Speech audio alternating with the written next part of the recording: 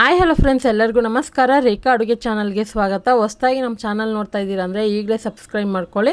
ಇವತ್ತೊಂದು ಡಿಫ್ರೆಂಟಾಗಿ ನನ್ನ ಸ್ಟೈಲಲ್ಲಿ ತೆಂಗಿನಕಾಯಿ ಚಟ್ನಿ ಮಾಡೋದು ತೋರಿಸ್ಕೊಡ್ತೀನಿ. ಯಾಕಂದರೆ ಡಿಫ್ರೆಂಟ್ ಇಂಗ್ರೀಡಿಯೆಂಟ್ಸ್ನ ಯೂಸ್ ಮಾಡಿ ಡಿಫ್ರೆಂಟಾಗಿ ತೋರಿಸ್ಕೊಡ್ತೀನಿ. ಖಂಡಿತ ಯಾವಾಗ ಒಂದೇ ಥರ ಮಾಡಿ ಬೋರ್ ಅನಿಸಿದ್ರೆ ಈ ರೆಸಿಪಿನ ಟ್ರೈ ಮಾಡಿ ನೋಡಿ.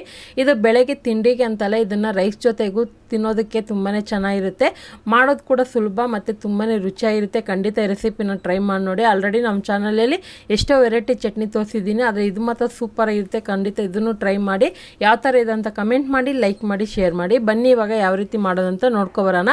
ಇದು ಮಾಡೋದಕ್ಕೆ ಸ್ಟವ್ ಮೇಲೆ ಕಡಾಯಿ ಇಟ್ಕೊಂಡು ಒಂದು 2 ಟೇಬಲ್ ಸ್ಪೂನ್ ಎಣ್ಣೆ ಬಿಸಿ ಆದಮೇಲೆ 1/4 ಟೀ ಸ್ಪೂನ್ ಮೆಂತ್ಯ ಹಾಕ್ಕೊತಾ ಇದ್ದೀನಿ. ನಿಮ್ಗೆ ಇಷ್ಟ ಇದ್ದರೆ ಹಾಕೋಬೋದು, ಇಲ್ಲಾಂದ್ರೆ ಸ್ಕಿಪ್ ಮಾಡ್ಕೋಬೋದು. ಖಾರದ ಮೆಣಸಿನ್ಕಾಯಿ ಒಂದು 8, ಬ್ಯಾಡಗೆ ಮೆಣಸಿನ್ಕಾಯಿ ಒಂದು 4 ಹಾಕ್ಕೊತಾ ಇದ್ದೀನಿ. ಬೈ ಚಾನ್ಸ್ ನಿಮ್ಮ ಹತ್ರ ಗುಂಟೂರು ಮೆಣಸಿನ್ಕಾಯಿ ಇರುತ್ತಲ್ವ ದೊಡ್ಡದು, ಅದಿದ್ರೆ ಕೂಡ ಯೂಸ್ ಮಾಡ್ಕೋಬೋದು. ಇಲ್ಲಿ ಮೇನ್ ಇಂಗ್ರೀಡಿಯೆಂಟ್ಸು ತೆಂಗಿನಕಾಯಿ 1 ಕಪ್ ಆಗೋಷ್ಟು ತೆಂಗಿನಕಾಯಿ ತೊಗೊಂಡಿದ್ದೀನಿ. ಸೊ ನೀವು ಯಾವುದಾದ್ರೂ ಅಳತೆ ತೊಗೋಬೋದು. ಸುಮಾರು ಇದೊಂದು 6 ರಿಂದ 7 ಜನಕ್ಕೆ ಆಗೋಷ್ಟು ಚಟ್ನಿ ತೋರಿಸ್ಕೊಡ್ತಾ ಇದ್ದೀನಿ. ತೆಂಗಿನಕಾಯಿನ ಫ್ರೈ ಮಾಡೋವಾಗನೇ ಇದಕ್ಕೆ ಒಂದು ಸ್ವಲ್ಪ ಹುಣಸೆಹಣ್ಣು, 2 ಟೊಮೊಟೊನ ಕಟ್ ಮಾಡಿ ಹಾಕ್ಕೊತಾ ಇದ್ದೀನಿ. ಮೀಡಿಯಮ್ ಸೈಜ್ ಟೊಮೊಟೊ ತೊಗೊಳ್ಳಿ. ಜಾಸ್ತಿ ಚಟ್ನಿ ಬೇಕಂದರೆ ಇನ್ನೂ 2 ಟೊಮೊಟೊ ಎಕ್ಸ್ಟ್ರಾ ಹಾಕೋಬೋದು, ತೆಂಗಿನಕಾಯಿನೂ ಎಕ್ಸ್ಟ್ರಾ ಹಾಕೋಬೋದು. ಇದನ್ನೆಲ್ಲ ಚೆನ್ನಾಗಿ ಸ್ವಲ್ಪ ಸಾಫ್ಟ್ ಆಗೋವರೆಗೂ ಫ್ರೈ ಮಾಡ್ಕೋಬೇಕಾಗುತ್ತೆ. ಒಂದು 2 ರಿಂದ 3 ನಿಮಿಷ ಫ್ರೈ ಮಾಡಿದ ಮೇಲೆ ಇದಕ್ಕೆ ಜೀರಿಗೆ ಹಾಕ್ಕೊತಾ ಇದ್ದೀನಿ, ಒಂದು ಅರ್ಧ ಸ್ಪೂನು. ಮತ್ತು ಒಂದು 7 ರಿಂದ 8 ಪೀಸ್ ಬೆಳ್ಳುಳ್ಳಿ ಹಾಕ್ಕೊತಾ ಇದ್ದೀನಿ. ಸಿಪ್ಪೆ ಸಮೇತನೇ ಹಾಕ್ಕೊಳ್ಳಿ. ಜೀರಿಗೆ ಫಸ್ಟೇ ಹಾಕಿದ್ರೆ ಅದು ಬೇರೆ ಥರ ಟೇಸ್ಟ್ ಬರುತ್ತೆ, ಲಾಸ್ಟಲ್ಲಿ ಹಾಕಿದ್ರೆ ಅದೊಂದು ಡಿಫ್ರೆಂಟ್ ಟೇಸ್ಟ್ ಕೊಡುತ್ತೆ. ಹಾಗೆ ಇದಕ್ಕೆ ರುಚಿಗೆ ತಕ್ಕಷ್ಟು ಉಪ್ಪು ಇವಾಗ ಹಾಕ್ಕೊತಾ ಇದ್ದೀನಿ. ಮತ್ತೆ ಬೇಕಂದರೆ ನೀವು ಚಟ್ನಿ ರುಬ್ಬಿದ ಮೇಲೆ ಟೇಸ್ಟ್ ಮಾಡಿ ಕೂಡ ಹಾಕೋಬೋದು. ಉಪ್ಪು ಹಾಕೋದ್ರಿಂದ ಸ್ವಲ್ಪ ಟೊಮೊಟೊ ಸಾಫ್ಟ್ ಆಗುತ್ತೆ, ಬೇಯೋದಕ್ಕೆ ಈಸಿ ಆಗುತ್ತೆ, ಅದಕ್ಕೆ ಫ್ರೈ ಮಾಡೋದು. ಈಗ ಮತ್ತೆ 2 ನಿಮಿಷ ಚೆನ್ನಾಗಿ ಎಲ್ಲ ಫ್ರೈ ಮಾಡಿದ ಮೇಲೆ ಇವಾಗ ನೋಡ್ತಾ ಇರ್ಬೋದು ಆಲ್ಮೋಸ್ಟ್ ಫ್ರೈ ಆಗಿದೆ. ಕೊನೆಯಲ್ಲಿ ಇದಕ್ಕೆ ಒಂದು ಅರ್ಧ ಕಪ್ ಆಗೋಷ್ಟು ಕಡಲೆ ಬೀಜನ ಚೆನ್ನಾಗಿ ಡ್ರೈ ರೋಸ್ಟ್ ಮಾಡಿ ಹಾಕ್ಕೊತಾ ಇದ್ದೀನಿ. ಬೇಕು ಅಂದರೆ ನೀವು ಸಿಪ್ಪೆನೂ ತೆಗಿಬೋದು, ನಾನು ಸಿಪ್ಪೆ ಸಮೇತನೇ ಹಾಕ್ಕೊತಾ ಇದ್ದೀನಿ. ನಿಮಗೆ ಬೇಡ ಅಂದರೆ ಸಿಪ್ಪೆನ ಕ್ಲಿಯರ್ ಮಾಡಿಬಿಟ್ಟು ಹಾಕೊಬೋದು. ಹಾಕೊಂಡು ಇದನ್ನು ಜಸ್ಟ್ ಒಂದು 30 ಸೆಕೆಂಡ್ ಮಿಕ್ಸ್ ಮಾಡಿ ಸ್ಟವ್ ಆಫ್ ಮಾಡಿಕೊಂಡು ಒಂದು ಪ್ಲೇಟಲ್ಲಿ ಹಾಕಿ ತಣ್ಣಗೆ ಹಾಕ್ಬಿಡ್ತೀನಿ. ತಣ್ಣಗಾದ್ಮೇಲೆ ಮಿಕ್ಸಿಯಲ್ಲಿ ರುಬ್ಕೋಬೇಕು. ಯಾವುದೇ ಕಾರಣಕ್ಕೂ ಯಾವುದೇ ಪದಾರ್ಥ ಆಗಲಿ ಬಿಸಿ ಇರುವಾಗ ಮಿಕ್ಸಿಯಲ್ಲಿ ಹಾಕಕ್ಕೆ ಹೋಗಬೇಡಿ, ಮಿಕ್ಸಿನೂ ಹಾಳಾಗುತ್ತೆ, ಆ ಒರಿಜಿನಲ್ ಟೇಸ್ಟು ಹೋಗುತ್ತೆ. ಸೊ ಹೀಟ್ ಆಗುತ್ತಲ್ವ ಮಿಕ್ಸಿ ರುಬ್ಬುವಾಗ, ಆ ಟೇಸ್ಟ್ ಹೋಗ್ಬಿಡುತ್ತೆ.